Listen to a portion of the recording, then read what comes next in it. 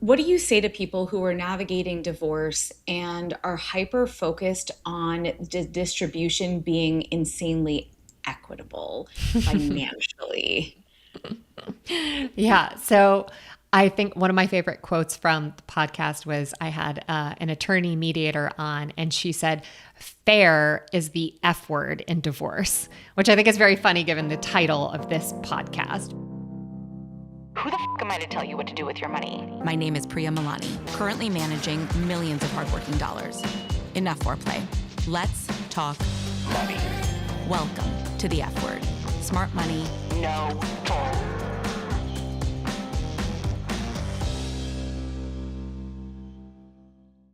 Hey guys, welcome back. My name is Priya, and this is The F Word, a podcast for high earners who want to master their money in their 30s. Today, I'm diving into a topic that I honestly don't cover very often with someone who actually shares the lived experience with me. She's taken that experience, however, and channeled it into helping others in a more formalized capacity. Allison Kahler is a former Bain consultant turned executive coach and is now keen on helping those navigating divorce. She's launched a podcast that's already making waves. It's called The Details, Tales, featuring real divorce stories and grounded conversations with divorce-related experts. Today, we're talking about why divorce doesn't mean failure, the financial mistakes people make before and during divorce, and how to protect yourself if you ever find yourself navigating one. We'll learn Allison's #1 divorce mantra, and I'm confident you will leave with some solid takeaways and clear next steps, no matter where you are in your journey. Before we jump in, I want to acknowledge one thing. Divorce becomes significantly more complex when children are involved. While we will touch on a few resources today, the realities of co-parenting, custody, and helping children navigate divorce deserve a totally dedicated conversation with someone who really specializes in that type of work. So that is for a future episode.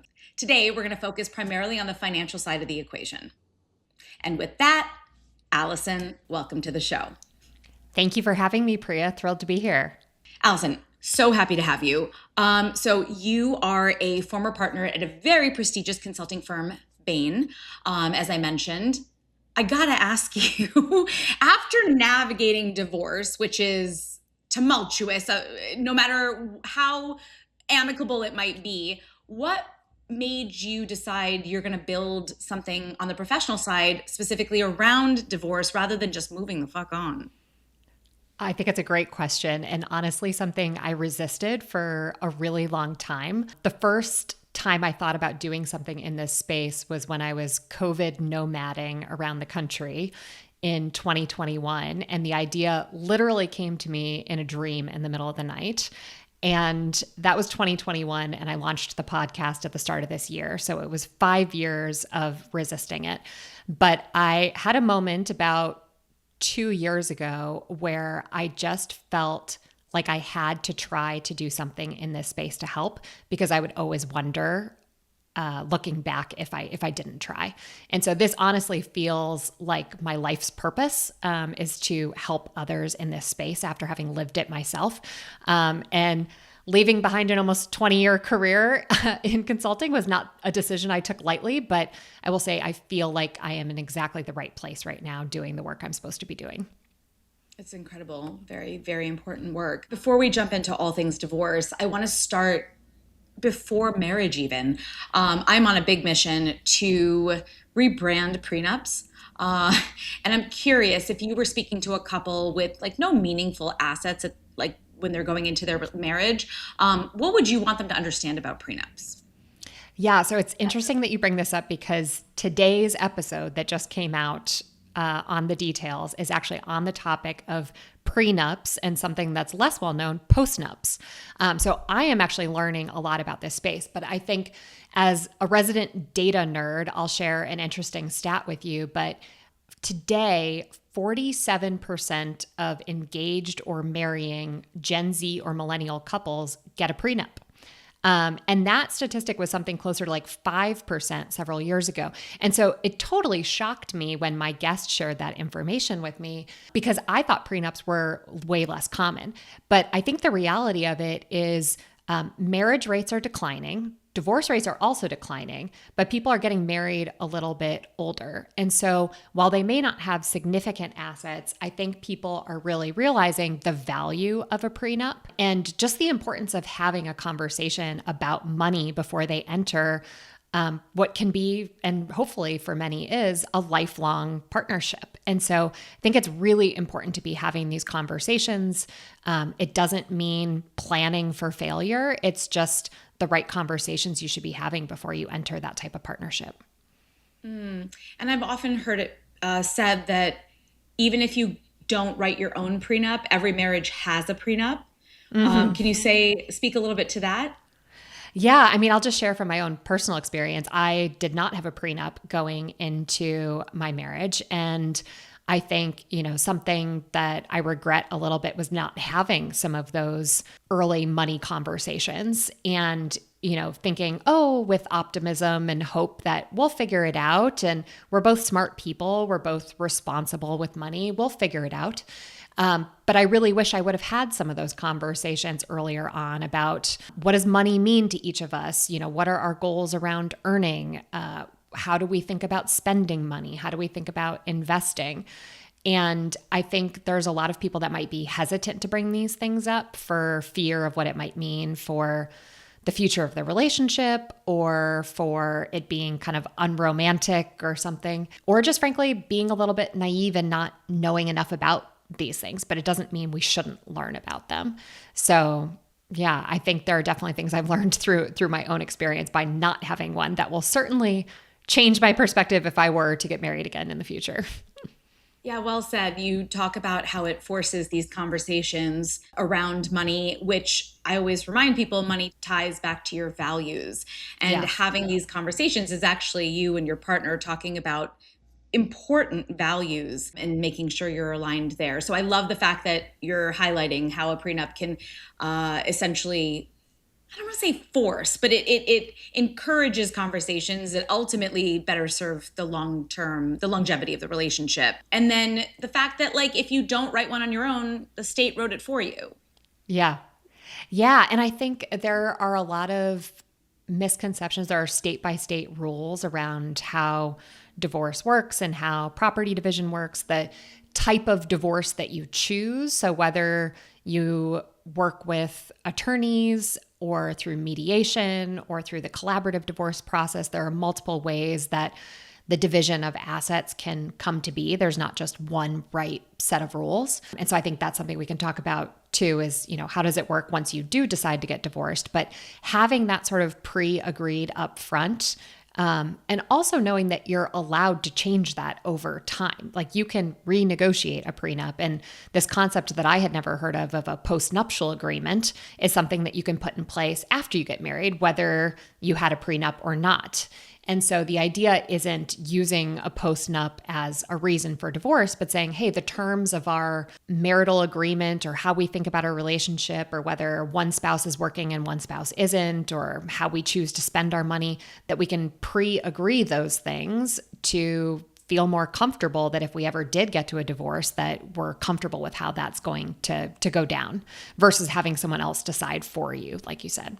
Yeah, I appreciate you highlighting that. A lot of people don't realize that postnuptial agreements are essentially the same idea, except it's after your nuptials. So yeah, the fact that you can introduce the idea, like let's say you were not for prenups because you thought they were unromantic, but now you've listened to all these amazing podcasts and you've learned more and you realize that you want to protect yourself and your partner, right? Because at the end of the day, that's what this agreement is. It's protecting you, but protecting them as well. And if you love them, you want to show that you protect them, no matter how things turn out. So the idea of a postnuptial agreement, if people are interested, definitely talking to a lawyer. You could still initiate that conversation, get a free consult, learn more. Okay, so let's say you skipped the prenup. Has hearing all of these divorce stories on your podcast, the details, has it changed the way you think about couples merging finances during marriage? Yeah, I mean, I think it's a very personal decision and every couple has to decide what makes the most sense for them. I think the biggest takeaway, and it's very clear if people have read or heard about the book that sort of captured the cultural zeitgeist, but Belle Burden's book, Strangers, it details a woman's divorce story. and sort of what she was left with. And one of the takeaways from that book was she had no understanding of the family finances. She came from a pretty wealthy background. Her husband was worked at a hedge fund, and so they were very well-to-do. But she sort of abdicated, responsibility or, any sort of knowledge of their finances and just let him take care of that. So I think the choice of whether you decide to merge your finances or keep separate accounts is almost a little bit of a moot point. And the more important piece is understanding what your finances are. And that's both how much money is coming in, how it's being used, but also if there are debts that people are bringing into the marriage and, things that you're just not aware of. Those things I think can really scar people on the other side of divorce. And so I think the key thing, whether you merge things into joint accounts or keep things separate, that's actually not something that when you go to divide assets post-divorce, it's not like, oh, I keep my checking account and you keep yours, or it's in my name. Like that's not actually how the division of assets works. So it's not something to say, oh, we didn't have a prenup, but we kept separate accounts. That will not be something that leads to the division of assets, right? So if you don't have an agreement in place, the fact of assets being in one account or separate doesn't really factor in there. So I think the big thing is really having visibility and transparency into your financial status. Yeah. I'm going to repeat that because I think that is a common misconception that if you get into a marriage and you keep an individual checking account in your name, should the marriage end in divorce, those assets are not necessarily yours because they sat in an asset of your name only. Exactly. And I think it comes back to the type of divorce process that you choose. So if you go through mediation, there is the law that says how things should go in your state. But if you choose mediation, you don't necessarily have to follow that law to the letter of the law. You can agree as a couple how you want to divide things.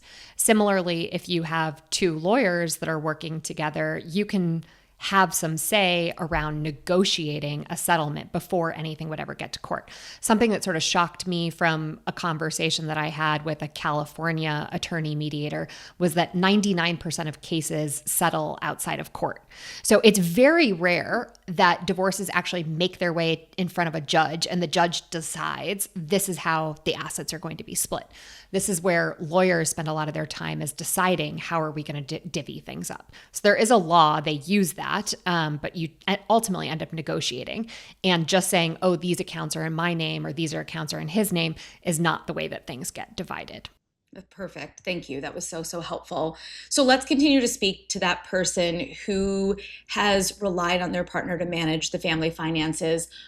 What do they need to know before they convince themselves that they're stuck because they have relied on their partner to manage the family finances? They don't think they can do it on their own.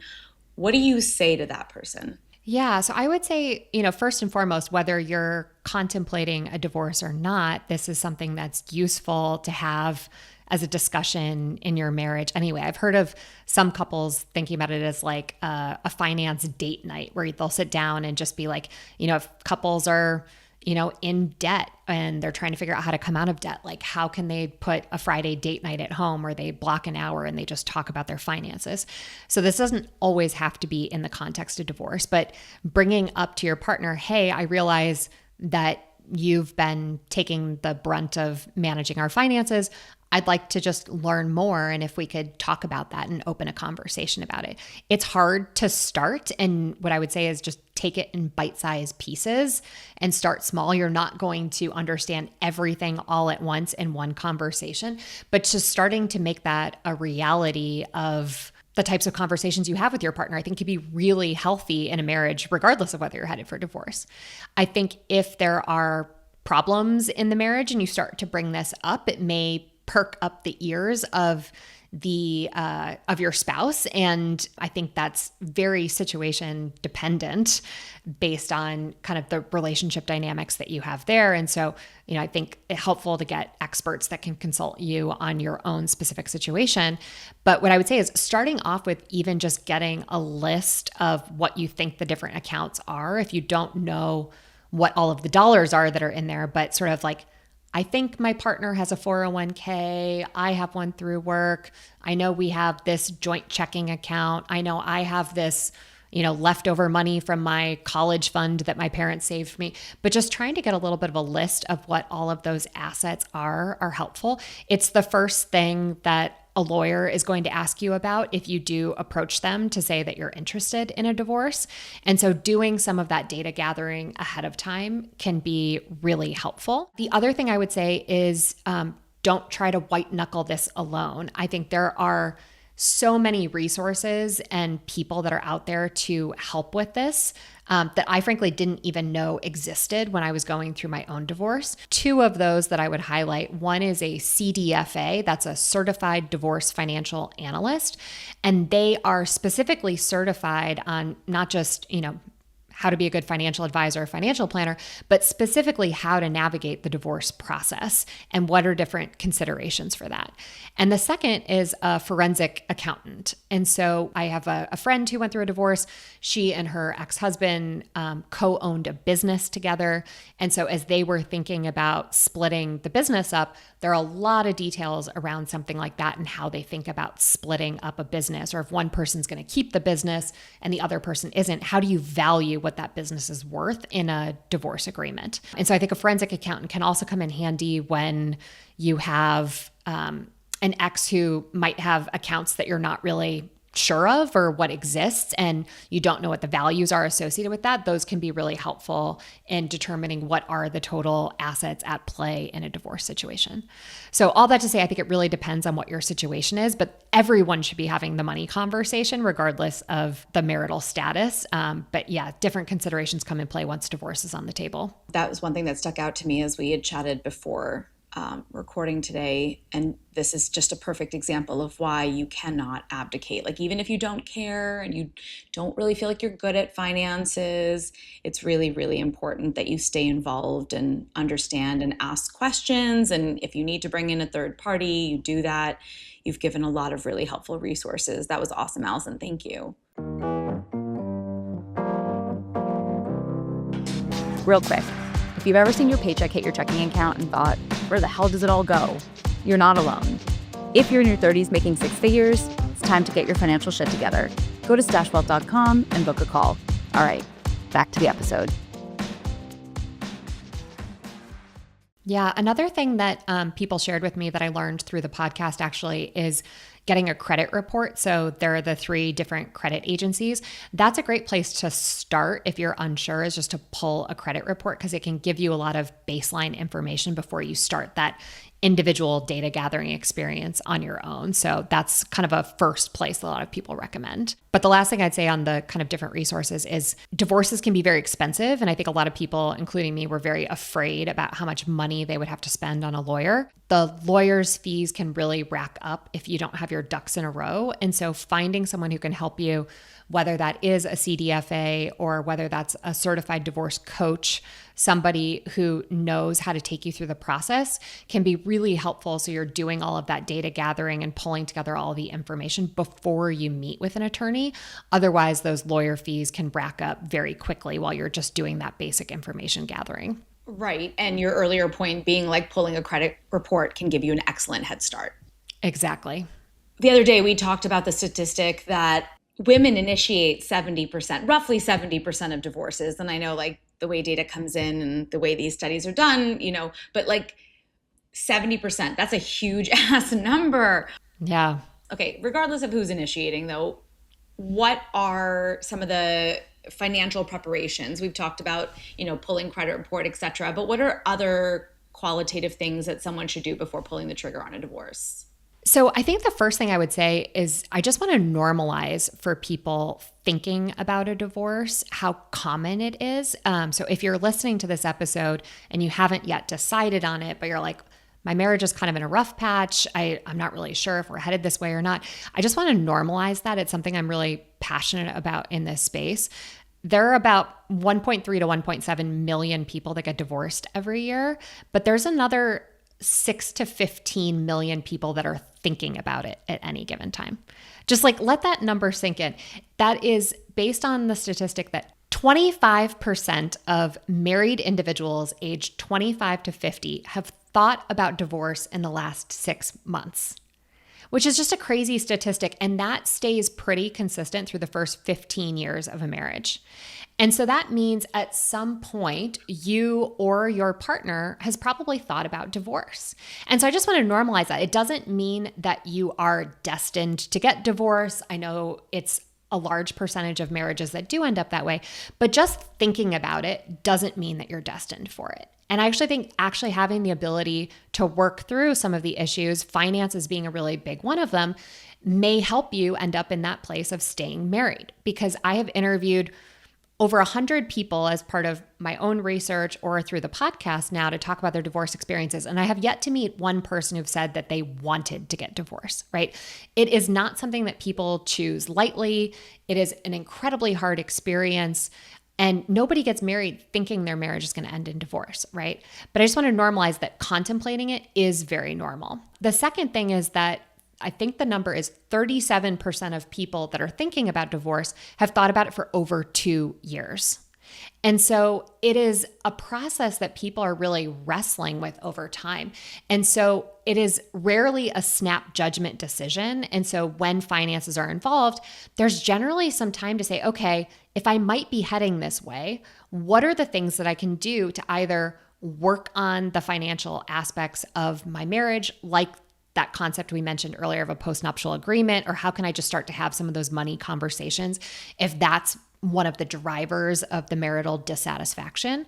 Or if you think things are headed in the divorce direction, if that contemplation period takes some time, then you can sort of get your ducks in the row, gather some of that information so that when you are prepared to file, you have the information at your fingertips, right? It's a number of divorce professionals would advise to be prepared before you tell your ex that you want a divorce. Because if things do get contentious, that's when people can start to lock down access to things, change passwords. And so you want to try and get access to all that information before you tell your partner that you're ready to file or that you want the divorce. Yeah, you pull tax returns, you can take screenshots of bank accounts, like you mentioned, the credit report. Better to have, I was thinking timestamps, date stamps on as much of that. So if you're taking it on your computer screen, make sure you have sort of the date and time in your screenshots. This is assuming that you don't have easy access or don't feel like they'll give you access once you mention that that's, the route you'd like to take. Wow, those are insane stats, though, like how many people are thinking about it. Yeah, it is something I'm really passionate about bringing to the surface. One, because from my consulting background, I'm a huge data nerd and I like to bring that to bear anytime that I can. But the second is just really to normalize something that feels very isolating, very lonely, very shameful. Most people can spout the statistic that, 50% of marriages end in divorce. The number is somewhere between 40 to 50%, depending on how you cut the data. But even though people know that, you never enter a marriage thinking you're going to be part of that statistic. And so when it comes to you and you start thinking about it, you think there's something horribly wrong with me. How could this be happening to me? And, I'm so alone. This isn't something that other people are going through. And you just might be going through the process at a different point in time than the people in your life. So I knew my parents' friends that were going through a divorce, but when I was going through divorce at 33, I didn't know anybody my age that was going through it. And so I felt so alone. And so part of why the details exists and the podcast shares real divorce stories is because we don't feel less alone by hearing statistics. We feel less alone by connecting with individuals and hearing stories of people that look like us, right? So, I could have heard when I was 33 going a divorce that there's 1.3 to 1.7 million people that are also getting divorced. That didn't make me feel better. What would make me feel better is connecting with someone over a glass of wine or a cup of coffee that's saying, this is what I went through and you're not alone and like there's nothing wrong with you. That can be hard to find, but that's also the work you're doing is growing this community beyond the podcast so that people can find support. Maybe they don't have it directly in their neighborhood or their network. And there are communities out there that that you can get support from, it can be a very isolating thing. We've talked a lot about the person that is maybe less financially fluent, maybe not the breadwinner. So let's now talk about the flip side, the person who is earning most of the household income. There's sort of this assumption out there that they kind of end up okay. They have the career, they have the income, but in a divorce, whether or not they're initiating it, they lose as well. What do they lose? Tell us. Well, I think what's really interesting is I had a certified divorce financial analyst on the podcast a couple of weeks ago, and she was saying, whether you are a high earning household or a low earning household, the reality is when you split up, you are splitting cash flow. And so if you previously had two people contributing to one shared house or apartment, et cetera, you're now having two individuals living in two separate places, right? And so the incomes between the two parties stay the same, but the costs on the other side of the divorce go up, just given that you are eliminating the shared expenses that you had before and you're splitting those things up.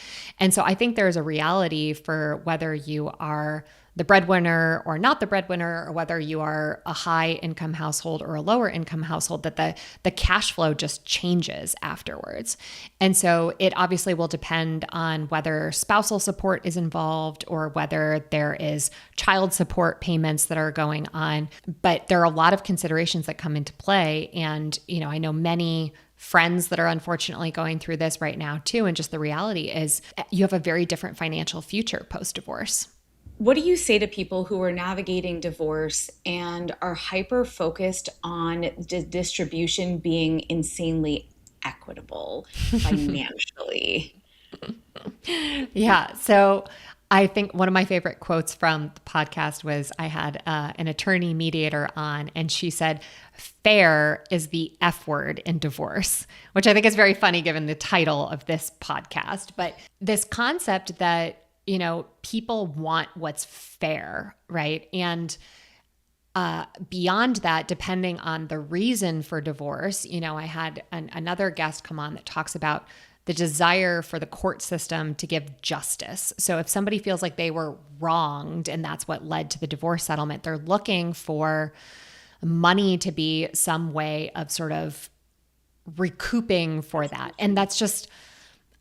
honestly, that's not the way the court system sees it. It's not the way that a judge sees it. And it's unlikely that that will be paid out. And so I think there is a very big piece of this that is recalibrating your expectations through the divorce process on what is fair. And coming back to our earlier conversation around values, trying to focus there rather than digging your feet in the ground around a specific dollar amount or around a specific asset that you're fighting for. That is not the key to healing. I can tell you 8 years on the other side of divorce and having a pretty amicable divorce process and not a very messy one from a financial side of things.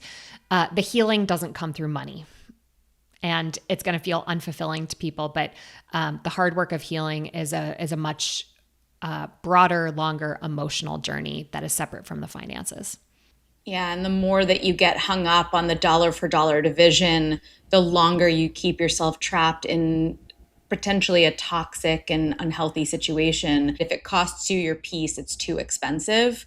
And so there are other ways that you will get value besides dollar for dollar. Like if there's any part of the show I could highlight, it would be this moment. I really want people to zoom out and remember that they are moving on to a new chapter. Remember that they are capable of rebuilding. Their security is not going to hinge on getting the exact amount, fair division, whatever. Yeah. Yeah. I think there's, each of us has our own default mode. And something that I heard on a separate platform is this concept of the opposite is the medicine. And so some of us will have a bias towards action and I just want to get it done. I just want it to be done as fast as possible. Rush, rush, rush. And those people could probably benefit from taking a beat, slowing down and just letting the process play out a little bit versus like this has to be done by a certain date. It needs to be done. And other people who are really wanting a specific outcome, being really stubborn, digging their feet in the ground. It's like, okay, maybe it's time to release some of that. I have a really big belief that divorce is a catalyst for personal and oftentimes professional transformation, and that building the self-awareness and understanding, like, what are our default patterns? Where do we go under stress? And just acknowledging that with self-compassion and then saying, hey, let me soften into that a little bit versus just kind of continuing to dig into what my default mode is. Wish I had you to tell me that. Yeah. Looking back, what is one financial decision that you wish you made before your divorce that you think would have made the process easier? My divorce process was pretty easy and straightforward. And I feel really grateful that my ex-husband and I went through it in a way that was very values aligned. So rather than having our lawyers kind of beat each other up, we did it all ourselves. We basically came to an agreement ourselves and just asked the lawyers to draft it up on a paperwork. I literally built a spreadsheet and said, this is what I think all of our stuff is.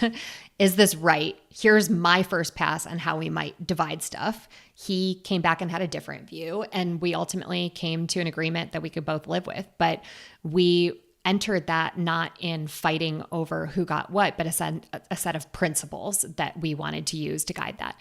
And so, I think as far as how the actual division of assets went and how we went about it, I feel pretty proud of how we jointly went through that process. I think my lessons learned or what I would have done differently ahead of time are just, not even specific to the divorce process, but just my own financial fluency. Like, I grew up with parents who were very committed to helping my sister and I learn about finances and spending money responsibly and saving. But I think I hesitated to invest for the first several years of my, working years. I had too much money sitting in cash, to be honest. I invested in my 401k and sort of maxed that out. But my ex-husband is a financial advisor. And really, when we started our relationship and started merging our finances, I think he encouraged us to invest more. And so we had some shared accounts and things like that. So if I had anything to do again, it's more on my personal front, which is I had a few years of compound interest that I lost by just having money sitting in cash. And so I think the work, Priya, that you do with all of your clients is so important in those early income years because it just compounds over time. So yeah.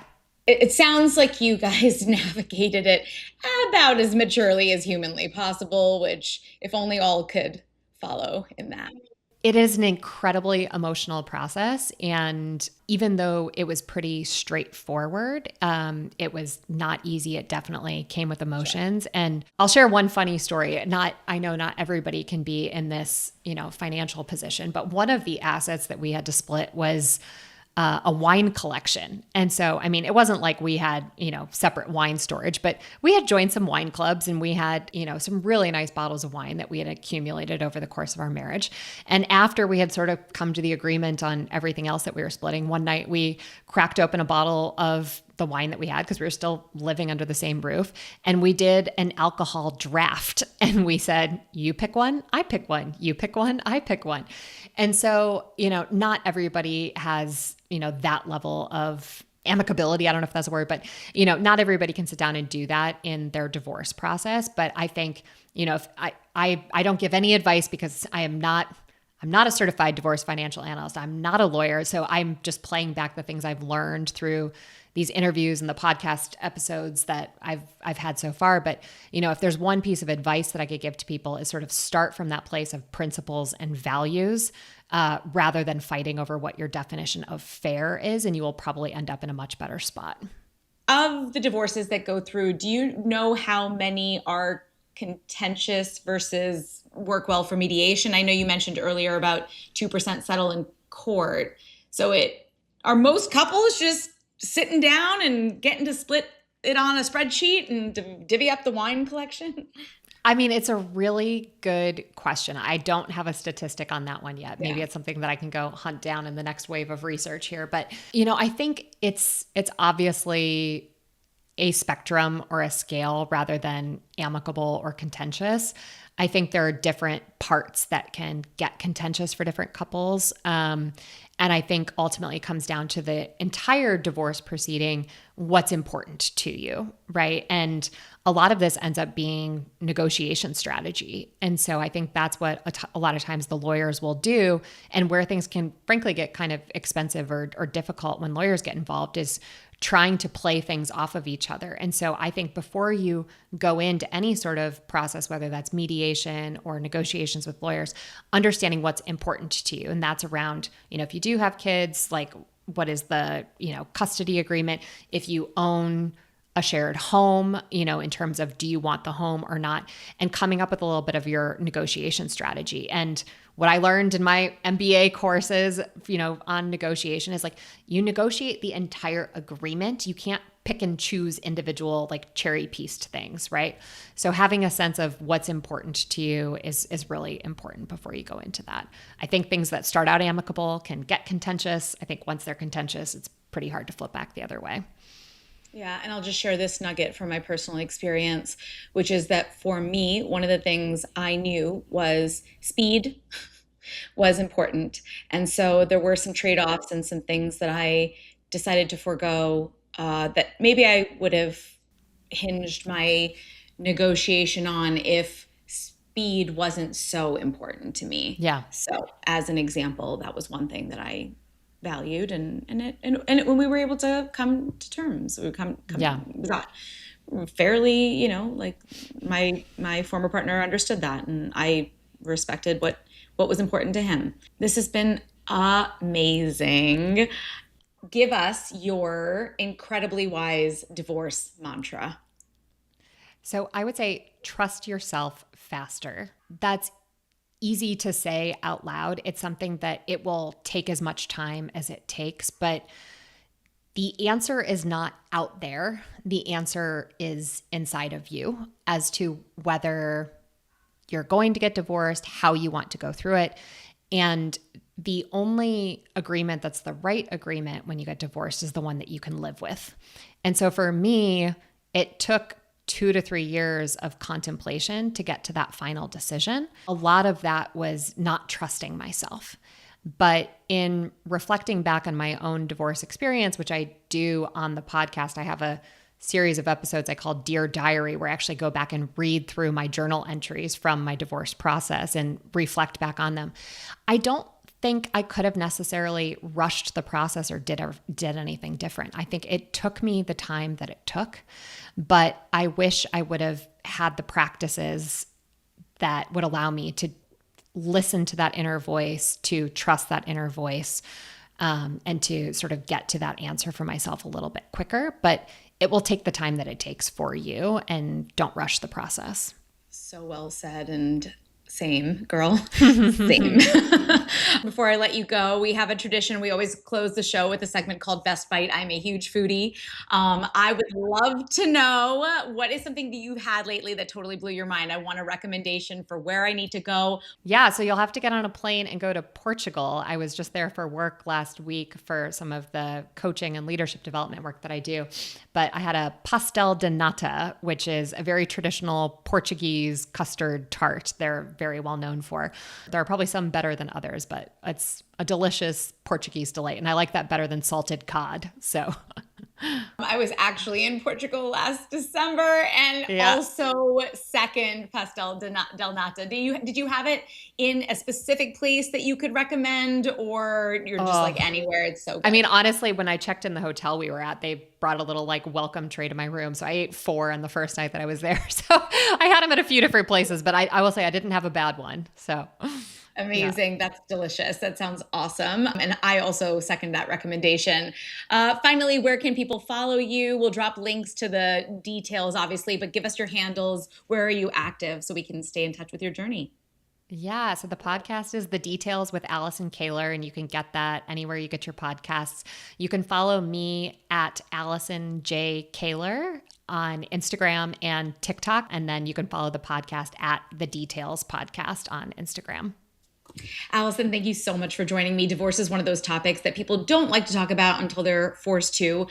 Really appreciate the work you're doing to make people feel less alone and better informed when they find themselves navigating it. Thank you again.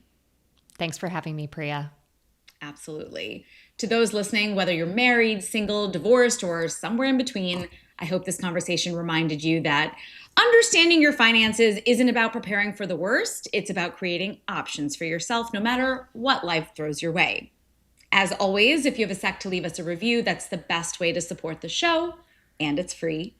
Please like, subscribe, or follow us wherever you're listening so you don't miss out on future episodes. All right, that's it for today. See you next time.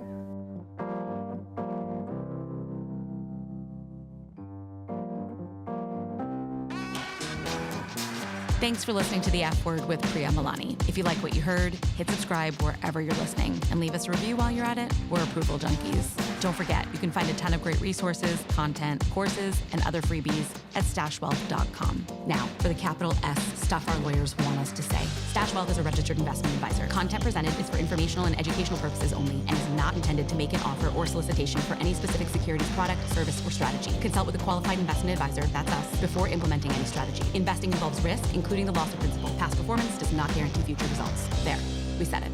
Did I have that up?